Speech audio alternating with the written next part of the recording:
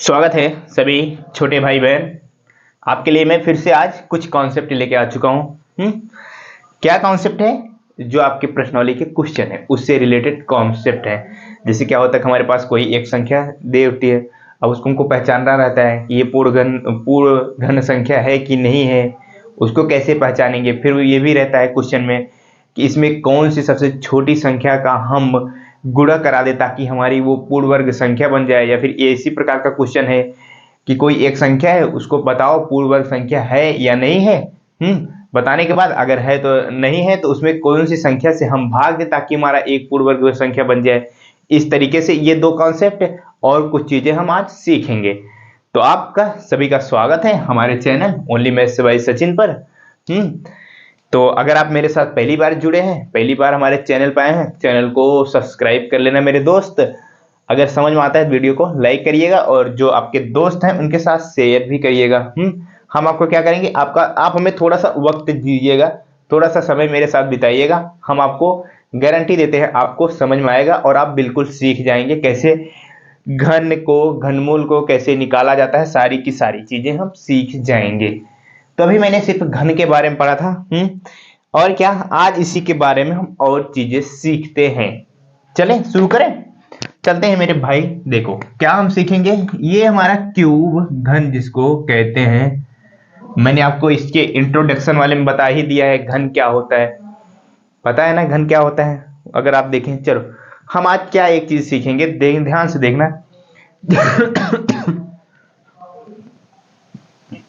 जैसे हमारे पास क्या एक संख्या है, कोई एक संख्या है। पहले हम एक चीज सीखते हैं, अभाज्य गुणनखंड सीखते हैं। आपको पता ही होगा अभाज्य गुणनखंड कैसे किया जाता है। वर्ग और वर्गमूल में मैंने आपको सिखाया हुआ है, यहां पर भी सिखाते हैं। चलो देखते हैं। सबसे पहले किसी संख्या का हम अभाज्य गुणनखंड करते हैं क्या। जैसे हमारे पास कोई एक संख्या है 4। पहले हम सबसे पहले आपको आज एक चीज सिखाते हैं, अभाज्य गुणनखंड कैसे किया जाता है। करें, देखो ये 4 है ना, 4 को किसमें हम तोड़ सकते हैं, यानी कि कौन से दो भागों में तोड़ सकते हैं। कहने का मतलब, तोड़ने का मतलब ऐसी कौन सी दो संख्या ढूंढे ताकि ये हमारा उस दोनों का गुणा कराने पर वो हमारी संख्या आ जाए। तो बताओ बताओ कौन सी संख्या है। एक का गुणा कराएंगे, 1 गुणे 2 करा दें, कोई भी करा दें तो नहीं। क्या करेंगे मेरे भाई, इसमें देखो कौन सी ऐसी दो संख्या लें ताकि हमारा ये क्या हो जाए, यानी कि दो फैक्टर में या 2 3 4 जितने फैक्टर में। देखो इसका फैक्टर तो ये भी होगा 1 गुणे 4। इसका मतलब क्या होगा, इसका मतलब क्या होगा, ये 4 ही आएगा। जब भी हम 1 का 4 में गुणा करेंगे तो 4 ही आ जाएगा। क्या ये 4 का अभाज्य गुणनखंड है? बताओ, 4 का अभाज्य गुणनखंड ये है 1 गुणे 4? नहीं है। क्यों नहीं है? क्योंकि जानते हो मेरे भाई क्यों नहीं है, क्योंकि देखो इसका भी फैक्टर हो सकता है। इसका मतलब तो वही है ना, 4 ही तो है, 4 ही तो है। अब इसको क्या करेंगे, 2 गुणे 2, ये है इसका फैक्टर अभाज्य गुणनखंड। एक प्रकार से आप कह सकते हैं अभाज्य गुणनखंड वो होते हैं जब उनको तोड़ने के बाद जो संख्या है उसका और गुणनखंड ना हो, एक के सिवाय किसी और से वो संख्या न कटे।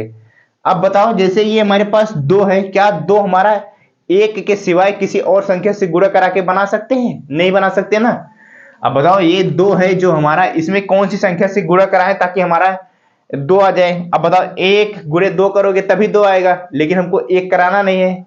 क्या कराना है, अभाज्य गुणनखंड में क्या होता है मेरे भाई, हमको दो संख्याएं ऐसी लेनी है जिनका एक के अलावा दूसरा कोई फैक्टर नहीं है। तब तक हम फैक्टर करेंगे जब तक हमारा वो संख्या, जैसे ये हमारा 4 है, 4 का तब तक फैक्टर करेंगे, जैसे कोई भी संख्या होती तब तक फैक्टर करते जब तक उसका दूसरा कोई फैक्टर हो ना। जैसे ये हमारा पास 2 और 2 आ गया, अब 2 और 2 का दूसरा कोई और फैक्टर ही नहीं है, इसको और हम नहीं तोड़ सकते। एक को छोड़ दो, 1 गुणे 2 करेंगे उसका कोई मतलब नहीं है, उसको छोड़ दो, उसके अलावा कोई और संख्या है नहीं है। अब आ जाओ 6 देखते हैं, 6 को। अब 6 के कहोगे 1 गुणे 6, कोई मतलब ही नहीं है, वो हमारा 6 ही है ना, 1 गुणा कराने से कोई मतलब नहीं। अब ये बताओ ऐसी कौन सी दो संख्या ले जिसका हम फैक्टर कर दें। अब बताओ, देखो 2, अब ये 6 हमारे पास है। अब ये बताओ 2 गुणे 3, ये क्या है, इसका अभाज्य गुणनखंड है 2 गुणे 3। क्यों है? क्योंकि इस 2 का ना और कोई फैक्टर कर सकते हैं हम, 2 का फैक्टर हम नहीं कर सकते। और इस 3 3 का क्या फैक्टर कर सकते हैं? नहीं कर सकते। क्यों नहीं कर सकते? अब बताओ 3 को कौन से ऐसी दो संख्या से गुणा कराएं ताकि हमारा 3 आ जाए? एक को छोड़ के, 1 गुणे 3 करोगे वो तो 3 आएगा ही, उससे कोई मतलब नहीं। एक को छोड़ करके ऐसी कौन सी संख्या है 2 गुणे 3 करोगे 6 आ जा रहा है? ऐसी कोई संख्या ही नहीं है। इस वजह से ये क्या है? 6 का 2 और 3 ये क्या है? अभाज्य गुणनखंड है। चलें चलते हैं हम। अब देखते हैं हम, जैसे हमारे पास मैं लेता हूं 12 का अभाज्य गुणनखंड करता हूं। 12 का अभाज्य गुणनखंड करता हूं। करो मेरे भाई। 12 का गुणनखंड अभाज्य गुणनखंड करेंगे। देखो 2 से भाग दूंगा 2 और 2 तिहाई 6, 2 तिहाई 6 और 2 छंग 12, 2 छंग 12 ना। देखो 2 गुणा 6 कराया 12 आ गया। अब बताओ ये 2 और 6 जो आया ये क्या? इसका अभाज्य गुणनखंड है। 2 और 6 12 का अभाज्य गुणनखंड है? नहीं है। क्यों नहीं है? क्योंकि अभी इस 6 का भी गुणनखंड हो सकता है, यानी कि और भी ये 2 भागों में टूट जाएगा हमारा। कौन से? तो इस 6 को हम 2 गुणे 3 लिख सकते हैं कि नहीं लिख सकते? बताओ, लिख सकते हैं ना। अब ये 2 और 3 का और फैक्टर कर सकते हैं? नहीं कर सकते। इस वजह से 12 का जो अभाज्य गुणनखंड होगा कौन कौन सी होगा? ये 2 गुणे 3 ये इसका अभाज्य गुणनखंड है। बात समझ में आई? अब बताओ इन संख्याओं का क्या हम एक के अलावा किसी और संख्या से गुणा करके बना सकते हैं? नहीं बना सकते ना। इस वजह से ये क्या है? इसका अभाज्य गुणनखंड है। चलें और एग्जांपल लें। चलो मैं लेता हूं आपको लेता हूं मैं आपको 15 एक बार लेता हूं। 15 बताओ। 15 जब मैंने लिया तो ये तो सीधा सीधा है। अब 2 के टेबल में तो 15 आता ही नहीं है, 3 के टेबल में आएगा। 3 का टेबल में जब आएगा 3 गुणे 5, क्या ये इसके अभाज्य गुणनखंड है? 3 और 5, 15 का 3 और 5 जो है अभाज्य गुणनखंड है? बिल्कुल है। क्यों है? क्योंकि ना 3 का और फैक्टर हो सकता है ना ही 5 का और फैक्टर हो सकता है। इस वजह से 3 और 5 क्या है? ये अभाज्य गुणनखंड है। चलो देखते हैं। अब थोड़ी सी बड़ी संख्या एक मैं लेता हूं, उसका अभाज्य गुणनखंड करते हैं। जैसे मैं ले लेता हूं क्या मेरे भाई 48 ले लो। चलो 48 का अभाज्य गुणनखंड करते हैं। 48 का कैसे अभाज्य गुणनखंड होगा? 48 का क्या करना है? अभाज्य गुणनखंड करना है। चल करें, बिल्कुल करिए। कैसे करते हैं देखो, ध्यान से देखना। लास्ट में 8 है, 2 से काटो इसको। 2 से जब काटेंगे तो 2 और दूसरा वाला फैक्टर 2 से काटेंगे जब इसको, जैसे मैं 2 से काट रहा हूं, 2 से काटेंगे 2 दूना 4 और 2 चौक 8 और 24 दूना 48 होता है ना। बिल्कुल होता है, तो ये 48 है। अब बताओ 24 और 2 क्या 48 के अभाज्य गुणनखंड है? बताओ, नहीं है ना। क्यों नहीं है? क्योंकि अभी 24 का भी और गुणनखंड हो सकता है। करो अब फिर से देखो, 2 से कट जाएगा ना हमारा 24। जब 2 से कट जाएगा तो कितना आ जाएगा? 12 आ गया। बताओ, अब बताओ कौन से अभी भी हमारा ये और कर सकता है? नहीं कर सकता। या फिर 2 2 12। अब इसका क्या यही अभाज्य गुणनखंड है? 2 2 12 नहीं है ना। अभी 12 का भी हो सकता है। जब 12 का हो सकता है 2 गुणे 6, 2 छंग 12। अब बताओ मेरे भाई, अब बताओ 6 का भी हो सकता है कि नहीं हो सकता? बिल्कुल हो सकता है। 2 से काटेंगे 2 3 6। अब इसका अभाज्य गुणनखंड कौन कौन निकल के आया? 1 2 ये, 1 2 ये, 1 2 ये कौन कौन सी संख्याएं हम लेंगे जिसका एक के अलावा दूसरा कोई फैक्टर ही ना हो? अब बताओ इन जो ये 2 2 2 2 है, इनका कोई संख्या से गुणा कराने पाएगा? बिल्कुल नहीं आएगा। ये इन सब का फैक्टर ही केवल एक ही है, एक के अलावा कोई दूसरी संख्या से गुणा कराने पर हमारा ना ही 2 आएगा ना ही 3 आएगा। अब जैसे 6 12 24 इससे इसको नहीं लेना है, इनका हमारे पास फैक्टर था, फैक्टर किया। तो अब बताओ 48 का अभाज्य गुणनखंड क्या कौन कौन सा हो जाएगा? 1 2 3 4 5, कुल मिला के 5 यही है अभाज्य गुणनखंड इसके। 2 गुणे 2 गुणे 2, 4 बार 2 है ना। बिल्कुल। और 3 एक बार है। ये इसका क्या है? अभाज्य गुणनखंड, फैक्टर है। क्या है? अभाज्य गुणनखंड। इस तरीके से किसी भी संख्या का अभाज्य गुणनखंड निकाल सकते हो। बताओ मेरे भाई, निकाल सकते हो ना। चलो देखो, इसके पहले जब वर्गमूल में निकालते थे अभाज्य गुणनखंड तब भी निकालते थे। वर्ग और वर्गमूल में ये वाले कॉन्सेप्ट से निकाले एक बार, बिल्कुल निकालिए, चलते हैं देखते हैं। देखो 2 से काटेंगे 2 दूना 4, 2 चौका 8, फिर 2 से काटेंगे 2 का नम 2, 2 दूना 4, फिर 2 से काटो 2 छंग 12, फिर 2 से काटेंगे 2 तिया 6, फिर कैसे काटेंगे, अब 3 से काटेंगे ना, 3 का नम 3। अब बताओ कितने, 1 2 3 4, 4 बार तो कितने हैं, 2 हैं, एक बार 3, देखो 1 2 3 4, एक बार 3। चाहे इस तरीके से आप अभाज्य गुणनखंड निकालिएगा, चाहे इस तरीके से आप अभाज्य गुणनखंड निकालिएगा, लेकिन मैंने तो आपको अभाज्य गुणनखंड सिखाया है। अब चलते हैं हम कुछ चीजें देखते हैं, कौन सी चीजें वो हमको समझना है इसमें, किस लिए मैं आपको ये चीज समझा रहा था। वो चीज हम समझ लेते हैं आपको। चलो मैं संख्या लेता हूं 4। 4 का अभाज्य गुणनखंड कितना है बता दो। 4 का अभाज्य गुणनखंड कितना है, 2 गुणे 2, यही है ना अभाज्य गुणनखंड अभी जो निकाला है मैंने। हाँ यही है हमारा अभाज्य गुणनखंड। अब क्या करो, इसका क्यूब, हम क्या पढ़ रहे हैं, घन पढ़ रहे हैं। 4 का घन निकालो पहले, 4 का घन निकालो, फिर उसका क्या करो, उसका अभाज्य गुणनखंड निकालते हैं। वो चीज हमको सीखना है, देखना क्या चीज हमको मिलता है। 4 का मैंने क्या किया, क्यूब किया, कितना आ जाएगा, जब 4 का क्यूब करेंगे 4 गुणे 4 गुणे 4, कितना हो जाएगा। क्यूब का मतलब क्या होता है, जो संख्या रहती है उसका 3 बार गुणा कराना है। तो 4 का 3 बार गुणा कराओगे, 4 गुणे 4 गुणे 4, 4 चौक 16, 16 चौका 64 आ गया। अब देखना ध्यान से, 64 का क्या करना है हमको, अभाज्य गुणनखंड निकालना है, जैसे इसमें किया था। करें, चलो एक बार मैं करता हूं इधर 64 का अभाज्य गुणनखंड।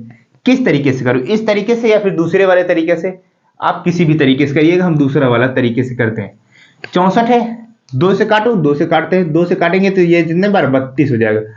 2 से जब काटेंगे 2 2 तिया 6, 2 दूना 4, फिर इसको भी 2 से काटेंगे, देखो ये हमारा तो 2 छूट गया। अब हम 32 को भी काटेंगे, 2 से काटेंगे, देखो लास्ट में 2 है ना, 2 एक नम 2, 2 छंग 12। पहले जिससे काटेंगे वो चीज आगे लिखेंगे और जितना आएगा इस तरफ लिखेंगे।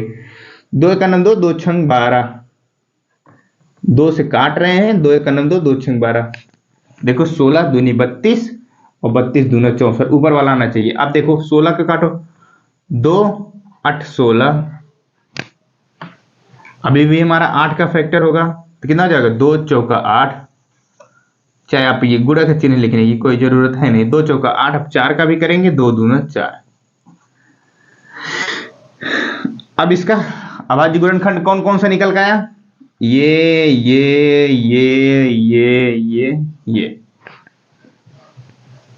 अभाज्य गुणनखंड है। कौन कौन से हैं ध्यान से देखना, 1 2 3 4 5 6, 6 हैं जो कि हमारे क्या हैं, 2 के क्या हैं, अभाज्य गुणनखंड, सॉरी 64 के अभाज्य गुणनखंड हैं। अब आप इसको दूसरे तरीके से भी निकाल सकते हो, कौन से, इस तरीके से भी आप निकाल सकते हैं, इस तरीके से वही चीज आएगा, चाहे जिस तरीके से निकालिएगा। तो 64 का मैंने क्या निकाला मेरे दोस्त, मैंने निकाला क्या, अभाज्य गुणनखंड। वो कितना आया, तो वो कितना आया, देखो जरा सा ध्यान से, 2 कितना आया, 1 2 3 4 5 6, 6 2 आए हैं, 1 2 3 4 5 6, सॉरी 6 नहीं, अरे 5 6 कर रहे हैं, 2 इंटू 2, कितनी 6 आए, 1 2 3 4 5 6, 1 2 3 4 5 6। मैं आपको बताना क्या चाहता था वो चीज देखो, कितना आया, जब मैंने इसका क्यूब किया, इसका पहले क्या किया, अभाज्य गुणनखंड किया, ये तो अलग ही चीज है। जब मैंने इस संख्या का क्या किया, क्यूब किया, जब क्यूब किया 64 आया, 64 का जब मैंने अभाज्य गुणनखंड निकाला तो वो कितना आ गया, देखो 3 3 3 6, 6 2 आया, कितना आया, 6 2 आया। क्या करते हैं, इसका पेयर यानी क्यूब में 3 3 का पेयर बनता है, क्यूब में 3 3 का पेयर बनता है। ये 3 2, ये 3 2 मिल के कितने आएंगे, ये भी 3 2 है, ये भी 3 है, तो ये कितने हो जाएंगे, कहने का मतलब है ये 2 और 2 बराबर 4। अब देखो ये तो 4 होगा, ठीक है, कोई दिक्कत नहीं। अब क्या इसको हम क्या लिख सकते हैं, ध्यान से देखना। जैसे ये हमारे पास 2 है, 2 कितनी बार है, 3 बार है ना, तो 2 का क्यूब लिख सकते हैं कि नहीं लिख सकते, बिल्कुल लिख सकते हैं। फिर गुणे इस यहां से भी 2 का क्यूब, ये चीज लिख सकते हैं कि नहीं लिख सकते, बताओ बताओ जरा सा। जैसे ये हमारे पास कुल मिला के 6 तो अभाज्य गुणनखंड आया, यानी कि 64 का अभाज्य गुणन किया, 6 बार 2 आया, ये हो गए अभाज्य गुणनखंड। अब इसको जब मैं लिखने जाऊंगा तो 2 का क्यूब, यानी कि 2 का क्यूब मतलब 2 का 3 बार गुणा किया जा रहा है, इन दोनों से भी 1 2 लिया, उनका भी क्यूब कर रहे हैं, यानी कि 2 का 3 बार गुणा करा रहे हैं। तो वो चीज निकल के आ रही है क्या हमारा, ध्यान से देखना, वो आ रहा है 2 का क्यूब 2 का क्यूब, यानी कि कहने का मतलब क्या, 2 का क्यूब करेंगे 8 और 2 का क्यूब करेंगे 8, 8 गुणे 8 बराबर 64 आ जा रहा है कि नहीं आ रहा। समझना क्या है हमें, जो संख्या मैंने ली, जैसे 4 ली, 4 का अभाज्य गुणनखंड कर रहे हैं तो 2 इंटू 2 आ रहा है। जब इस संख्या का क्यूब कर रहे हैं, ध्यान समझना, यही हम चीज समझा रहे थे, जब इस संख्या का क्यूब करेंगे तो क्या आएगा, जो इसके अभाज्य गुणनखंड हैं 2 इंटू 2, इनका भी क्यूब, यानी कि जैसे 2 इंटू 2 है तो जब क्यूब करेंगे ना हम तो 2 भी 3 बार आएगा, ये भी 2 3 बार आएगा। कहने मतलब क्यूब जो है वो ऑटोमेटिक, जो इसके अभाज्य गुणनखंड है जब इसका घन निकालेंगे तो घन का भी क्यूब हो जाएगा, जो उसके मल्टीपल हैं, जो इसके गुणनखंड हैं उसका भी क्यूब हो जाएगा। बात समझ में आ रही है। आप इसको अगर लैंग्वेज में लिखना चाहते हो तो लैंग्वेज में मैं आपको लिखा देता हूं, जरा ध्यान से देखेंगे, इसको मैं जगह बनाता हूं और लिखाता हूं आपको, लिख लो स्वयं, मैं इसके बाद समझाता हूं आपको। स्वयं के घन में प्रत्येक, स्वयं के घन में प्रत्येक अभाज्य गुणनखंड, अभाज्य गुणनखंड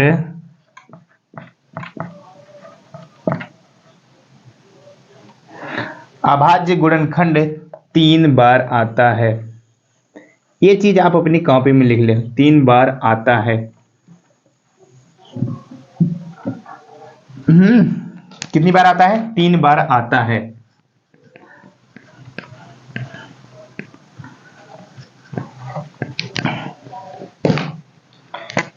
दो का क्यूब और गुणे 2 का क्यूब, समझे हम, जरा सा ध्यान। मैंने क्या कहा, स्वयं के घन में, जैसे ये हमारा स्वयं के घन क्या है 4, स्वयं के घन में प्रत्येक अभाज्य गुणनखंड 3 बार आता है। ये है हमारा 4 स्वयं के घन, यानी कि 4 जो है 4, इसका जब घन करते हैं, यही समझो, स्वयं के घन यानी कि 4 का जब हम घन गणते हैं, प्रत्येक अभाज्य गुणनखंड, प्रत्येक अभाज्य गुणनखंड का मतलब है, जैसे प्रत्येक अभाज्य गुणनखंड मतलब मैंने इस संख्या का, इस संख्या में जब मैंने अभाज्य गुणन किया 64 का गुणनखंड किया, इसका मतलब कितना आया, प्रत्येक गुणनखंड, क्या प्रत्येक अभाज्य गुणनखंड, इसका मतलब प्रत्येक, यानी कि 2 जो है ये हमारा क्या है, अभाज्य गुणनखंड है, क्या है, अभाज्य गुणनखंड है। तो क्या कहा, प्रत्येक अभाज्य गुणनखंड 3 बार आता है।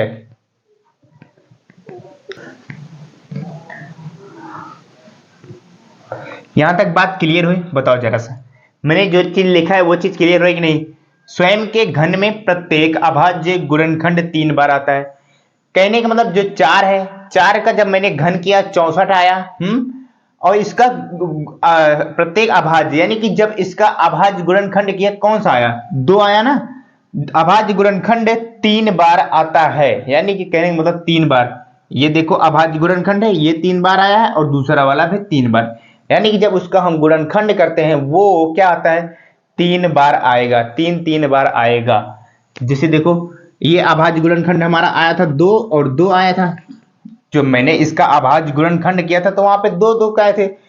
घन जब भी हम निकालेंगे तो वहां पे क्या करते थे, वर्ग में क्या करते थे, 2 2 का पेयर बनाते थे, लेकिन जब हम घन निकालेंगे यहां पे हमारा 3 3 का पेयर बनेगा, 3 3 समान संख्या का पेयर बनेगा।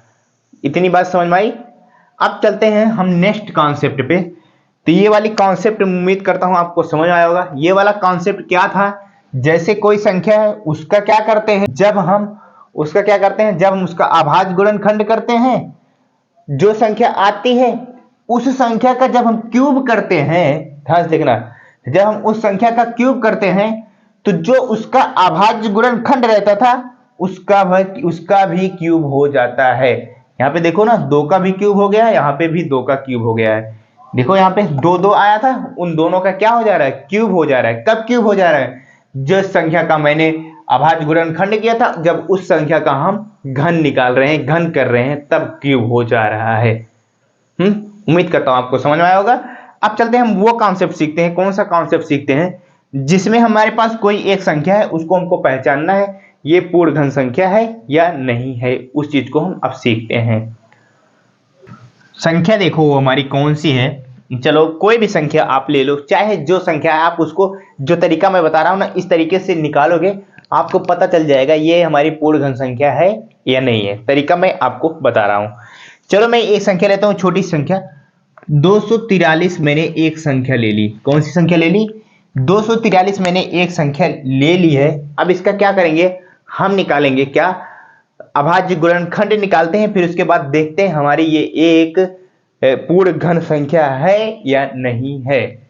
देखें, चलो ये हुआ। क्या करते थे, अभाज्य गुणनखंड, इसका अभाज्य गुणनखंड करने का 2 तरीका है। चलो मैं जो आपका वर्गमूल में जो तरीका था उसी तरीके से निकालते हैं। पहले तरीका, फिर उसके बाद दूसरा तरीका भी बताएंगे। अब देखते हैं लास्ट में हमारे पास इकाई अंक 3 है, ये हमारा 2 से कट नहीं सकता। फिर 3 से जब इसको काटने जाएंगे, सबसे पहले क्या करेंगे, अंकों का योग करेंगे। अंकों का योग हमारा अगर 3 से कटेगा तभी हमारी ये संख्या क्या है, तभी हमारा संख्या 3 से कटेगा। तो जोड़ो जरा सा, 2 में 4 जोड़ेंगे 6 हो जाएगा, 6 में 3 जोड़ेंगे 9। 9 जो है हमारा 3 के टेबल में आ रहा है, इसका मतलब ये संख्या हमारी 3 से कटेगी। जब 3 से कटेगी तो 300 काटते हैं, मैं इसको 3 से काटूंगा, 3 8 24 और 3 1 9 3। अब बताओ 81 है, फिर से ये हमारा 3 से कटेगा, 8 1 9 हो रहा है। 3 से काटो जरा इसको मेरे भाई, 3 से काटेंगे तो कितना हो जाएगा, 3 दूनी 6, बचा कितना 2, तो 3 7 21। अब फिर इसको मैं 3 से काटूंगा, जब मैं 3 से काटूंगा तो 3 9 होता है 27, फिर 3 से काटूंगा 3 3 होता है 9, फिर 3 से काटूंगा 3 1 9 3। कट गया, अभाज्य गुणनखंड हो गए।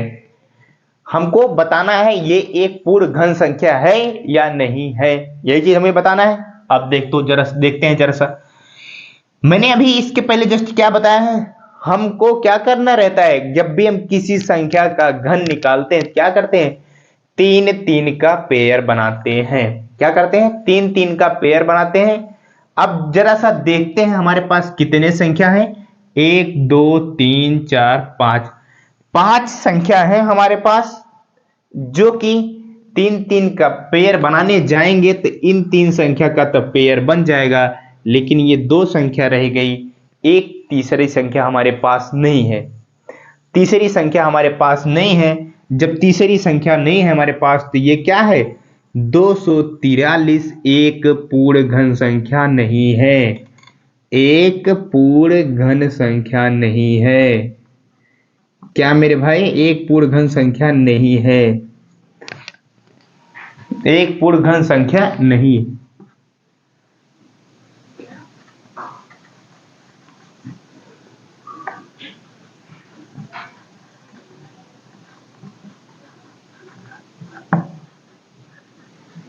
क्या है, 243 एक पूर्ण घन संख्या नहीं है। क्यों नहीं है, रीजन, सवाल तो आता होगा दिमाग में, क्यों ये हमारी पूर्ण घन संख्या नहीं है। क्योंकि इसका जब हम क्या करते हैं, जब अभाज्य गुणनखंड बनाते हैं तो हर एक गुणनखंड का 3 3 पेयर बनना चाहिए। जैसे हमारे पास इसमें तो एक ही गुणनखंड है, वो है हमारा 3। कौन सा है, वो है हमारा 3। तो 3 का तो क्या होना चाहिए, पेयर बनना चाहिए 3 3 का। तो हमारे पास तो एक पेयर 3 का बन जा रहा है, लेकिन दूसरा वाला जो 3 का पेयर बनना चाहिए था उसमें केवल हमारे पास 2 ही 3 है। इस वजह से ये हमारा क्या है, एक पूर्ण घन संख्या नहीं है। अगर यहीं पे एक 3 और आ जाता तो हमारा एक पूर्ण घन संख्या होती। बस समझ में आ रही है? चलते हैं एक संख्या हम और लेते हैं, जो कि लेंगे हम 500। 500 का भी क्या करेंगे, अभाज्य गुणनखंड करते हैं। 500 का अभाज्य गुणनखंड करें, चलते हैं करते हैं। अब 2 से काटेंगे, 2 दूना 4, कोई दिक्कत नहीं। बचा कितने हमारे पास मेरे भाई, इधर बचा कितना 1, तो बन जाएगा ये 10, 2 पंचे 10, 0। फिर 2 से काटो, लास्ट में 0 है। 2 से काटेंगे, 2 1 2 और 2 दूना 4, बचे कितना 1, तो 2 पंचे 10। अब बताओ जरा सा, 125, लास्ट में तो 5 आ गया। इसका मतलब ये हमारा 2 से तो कटेगा नहीं, फिर किससे चेक करेंगे, 3 से करेंगे। 3 से चेक करने के लिए क्या करते हैं, जोड़ते हैं अंक, 5 2 7, 7 में 1 जोड़ते हैं 8। 8 जो है 3 के टेबल में नहीं आ रहा है, 3 से नहीं कट रहा, इसका मतलब ये 3 से भी नहीं कटेगा। 4 से कटने का कोई सवाल ही नहीं है। 4 से जब नहीं कटेगा फिर क्या करते हैं, इसको 5 से ही काटते हैं। जब काटेंगे 5 से 5 दूना 10, तो बचा कितना 2, तो बन जाएगा ये कितना 25, 5 5 25। फिर 5 से काट देंगे, 5 5 5 25, फिर से काटेंगे 5 1 5। अब इस संख्या में देखो कितने गुणनखंड हुए, कितने, जैसे मैं 500 का अभाज्य गुणनखंड करने गया तो कितने अभाज्य गुणनखंड है, वो है 2। कैसे, एक तो 2 है, एक तो 5 है। अभी जब मैं इसका कर रहा था 243 का अभाज्य गुणनखंड किया तो हमारे पास केवल एक ही अभाज्य गुणनखंड आया, वो आया 3। जैसे ही मैंने 500 का अभाज्य गुणनखंड करने किया तो उस कितने अभाज्य गुणनखंड आए, हमारे पास 2 अभाज्य गुणनखंड आए, एक 5 एक 2। फिर मैंने क्या कहा था कि अभी जो मैंने लैंग्वेज लिखाया था, प्रत्येक अभाज्य गुणनखंड 3 बार आने चाहिए, तभी वो हमारी एक पूर्ण घन संख्या होगी, नहीं तो नहीं। अब बताओ 5 देखो, 1 2 3, 5 तो हमारे पास 3 बार आ रहा है। 2 जरा से देखते हैं, 1 2, 2 जो है केवल 2 बार आ रहा है, 3 बार तो नहीं आ रहा ना। जो 2 वाला अभाज्य गुणनखंड है तो ये तो 2 ही बार आ रहा है, तो इसका मतलब 500 भी हमारा एक पूर्ण घन संख्या नहीं है। 500 भी हमारा एक पूर्ण घन संख्या नहीं है। अगर यहीं पे 1 2 और आ जाता तो हमारी वो एक पूर्ण घन संख्या होती। अब बताओ, इस तरीके से कोई भी संख्या आप ले लो और उसको निकालो, अभाज्य गुणनखंड है कि नहीं है। अभाज्य गुणनखंड निकालने के बाद पेयर बनाओ, अगर पेयर बन जाता है तो 3 3 का पेयर बन जाता है, जो उसके फैक्टर होंगे। जैसे इसमें 2 फैक्टर हैं, 2 और 5, तो दोनों 2 और 5 के अगर 3 3 फैक्टर बन जाता है तो इसका मतलब ये हमारा एक पूर्ण घन संख्या है। अगर फैक्टर नहीं बनता है तो हमारा ये पूर्ण वर्ग संख्या नहीं। अब बताओ, पूर्ण वर्ग संख्या पहचानने में आपको कोई दिक्कत है, बताओ। कोई भी संख्या आपको दी रहेगी, ये बताना रहेगा कि ये पूर्ण घन संख्या है या नहीं है। बता पाओगे कि नहीं बता पाओगे, बता पाओगे ना, उम्मीद करता हूं आप बता पाओगे। अब हमको क्या सीखना है, जैसे यही संख्या हमारे पास है, अब इसमें अब वो चीज मैंने जो आपको शुरू में बताया था, क्या सीखना है कि कौन सी सबसे छोटी संख्या से गुणा कराएं ताकि हमारा पूर्ण घन संख्या बन जाए। जैसे वर्ग में पढ़ा था उसी तरीके से ये भी है। चलते हैं हम 1 2 एग्जांपल लेते हैं, उससे करते हैं। वो संख्या देखो 392, कितना मैंने लिया, वो संख्या हमारी है 392।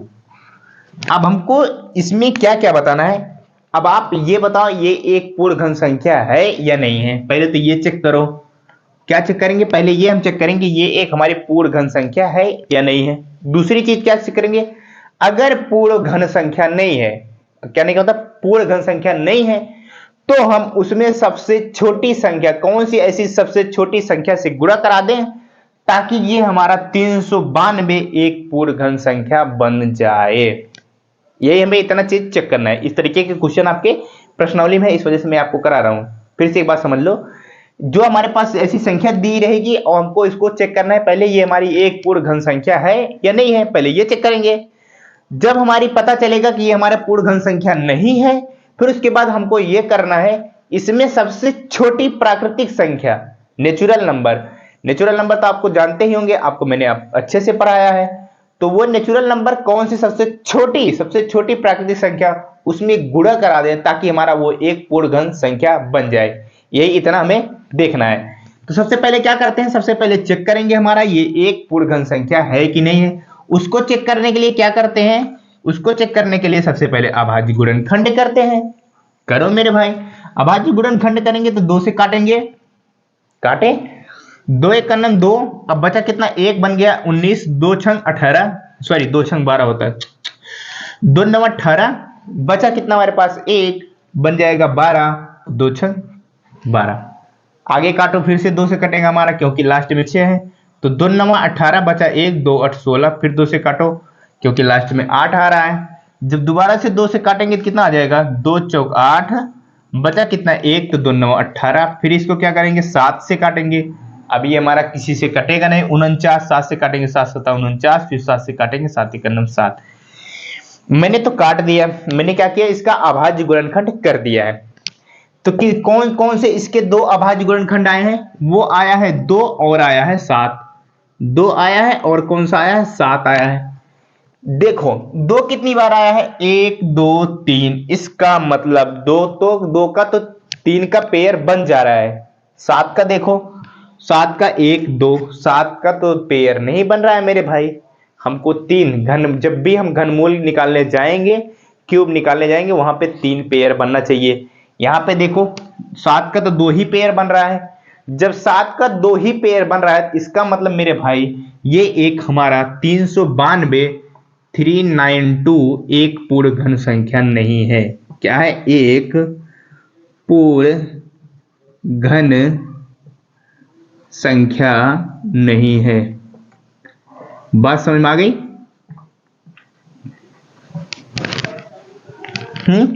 बताओ, 392 एक पूर्ण घन संख्या नहीं है।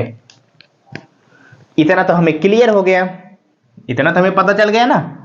जब मैंने इसका अभाज्य गुणनखंड किया, 2 का तो पेयर बन रहा था लेकिन 7 का पेयर नहीं बन रहा था, 7 का 3 पेयर नहीं बन रहा था, इस वजह से ये क्या है हमारा, एक पूर्ण घन संख्या नहीं है।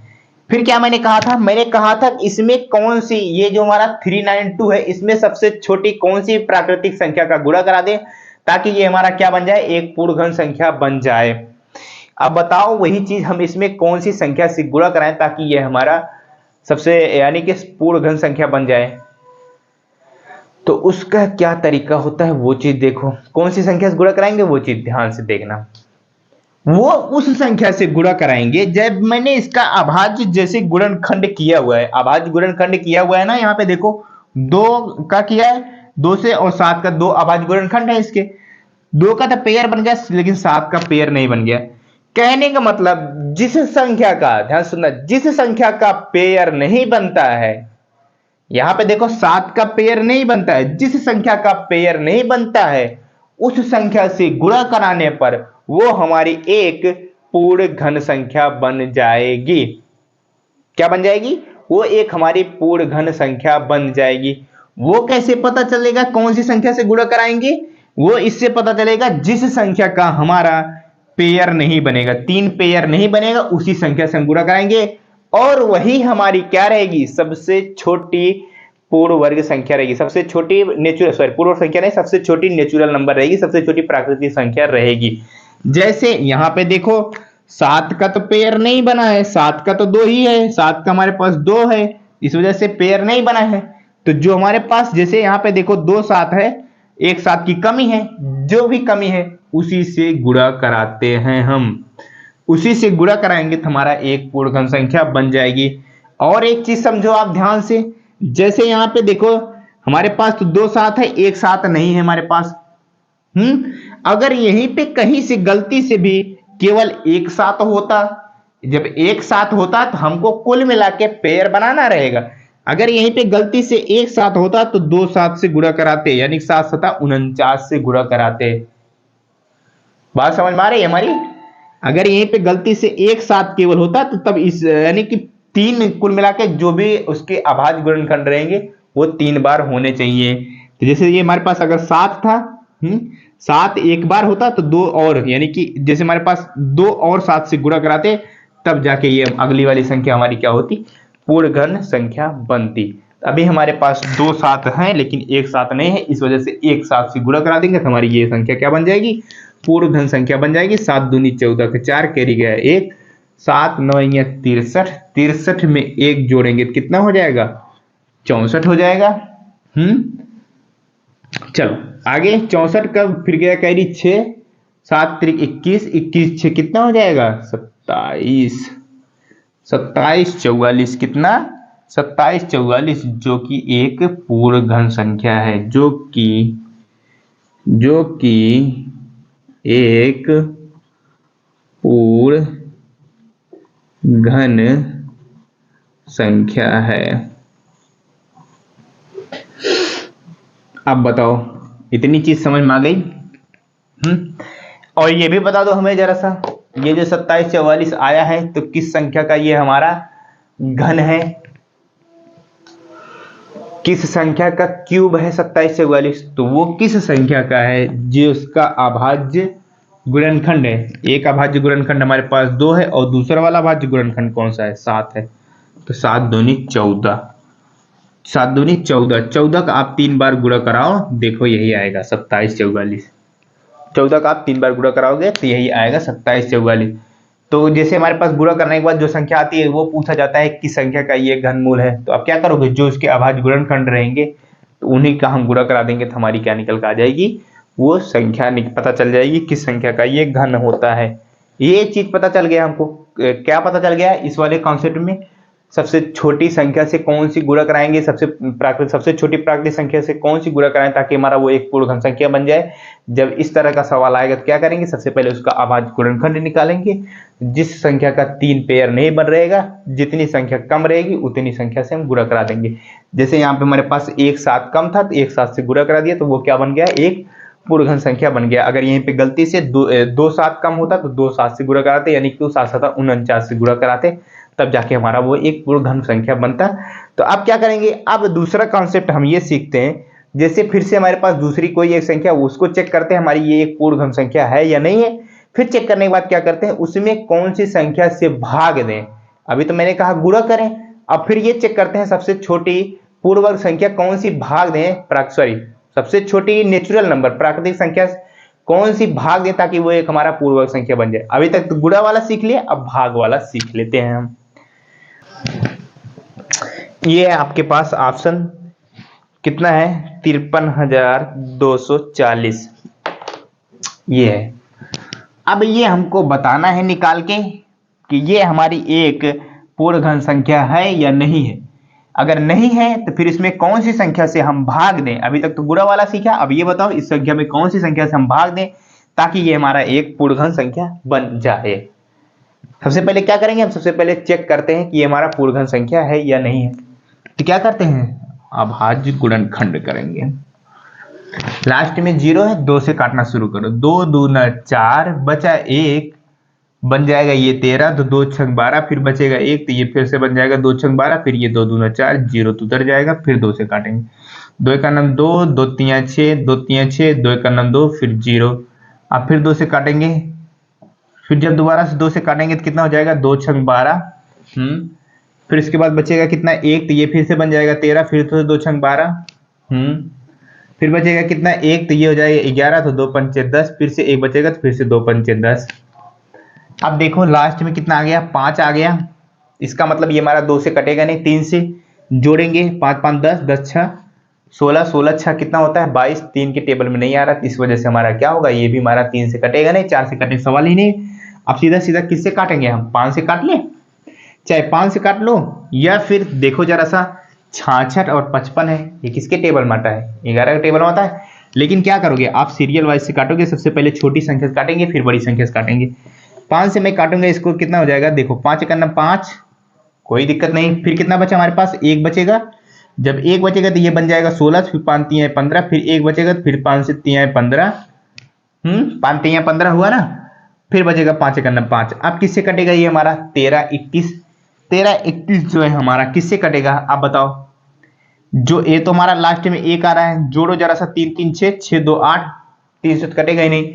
अब ऐसे चेक करते करते चले जाओगे तो ये कटेगा सीधा सीधा हमारा किससे 11 से कटेगा, 11 का नाम 11, बचा कितना हमारे पास बताओ मेरे भाई, 11 2 होता 13, यानी कितना बन जाएगा 23, ये 23 बन जाएगा, 11 दूनी 22, फिर से बचेगा 1, 11 का नाम 11, फिर से जब 11 से काटेंगे इसको 11 11 में 121, फिर से 11 से काट देंगे एक बार में। क्या किया मैंने, इसका अभाज्य गुणनखंड कर दिया। अब हमको क्या चेक करना है कि एक पूर्ण घन संख्या है कि नहीं है। कैसे चेक करेंगे, इसका गुणनखंड किया वो देखते हैं कौन कौन से हैं। एक तो 2 है और एक 5 है और एक 11 है। इसके कुल मिला के 3 अभाज्य गुणनखंड है, 3। तो ये एक तो 2 का देखो 3 बार आया ना, 1 2 3, तो 2 का तो पेयर बन जा रहा है। फिर आ जाओ 5 हमारे पास केवल एक है। फिर उसके बाद 11 देखो 1 2 3, 11 का भी पेयर बन जा रहा है, लेकिन 5 हमारे पास केवल एक ही है। क्या है, 5 हमारे पास केवल एक ही है। इसका मतलब जो उसके अभाज्य गुणनखंड होते हैं, जो उसके फैक्टर होते हैं, अगर किसी भी संख्या का पेयर नहीं बनता है, जैसे वर्गमूल में था 2 का पेयर अगर नहीं बनता है तो हमारा क्या होता था, पूर्ण वर्ग संख्या नहीं होती थी। उसी वजह से घनमूल में क्या है, किसी भी संख्या का पेयर नहीं बनेगा तो वो क्या है, एक हमारा पूर्ण घन संख्या नहीं है। इसमें देखो 5 का पेयर नहीं बन रहा है, इसका मतलब ये है 53,240, ये हमारी एक पूर्ण घन संख्या नहीं है। मैंने क्या कहा था, फिर किस तरह का सवाल कर रहे हैं, इसमें कर रहे हैं कि हम ऐसी कौन सी संख्या से भाग दे दें ताकि हमारा एक पूर्ण घन संख्या बन जाए। कौन सी संख्या से भाग देंगे मेरे भाई, जरा सा ध्यान से देखना। कौन सी देंगे, कौन सी संख्या से, जिस संख्या का पेयर नहीं बना है। मैंने क्या कहा, जिस संख्या का पेयर नहीं बना है उसी संख्या से हम भाग देंगे तो हमारा एक पूर्ण घन संख्या प्राप्त हो जाएगी। तो 5 का पेयर नहीं बना है, 5 से इसको भाग देंगे, 5 का नम 5, बचा कितना, कुछ भी नहीं बचा। अब हमारे पास 32, 3 में तो भाग जाएगा नहीं, तो हमको अगली संख्या लेनी है। 2 संख्या साथ में जब भी लेनी पड़ेगी तो हम क्या करते हैं, उससे पहले एक 0 बढ़ाते हैं, फिर हम 2 लेंगे तो बन जाएगा 32, 5 छक 30, 5 छक 30, फिर से बचा 2, तो वो कितना बन गया हमारे पास भाई 24। तो क्या करेंगे, 5 चौक 20, फिर बचा 4, तो 5 8 40, 10,648। ये क्या है, एक पूर्ण घन संख्या है। क्या है मेरे भाई, यही एक पूर्ण घन संख्या है। पूछना क्या चाहता था, इस तरह के क्वेश्चन आएगा, कोई एक ऑप्शन देगा, उसको बताओ पूर्ण घन संख्या है कि नहीं है।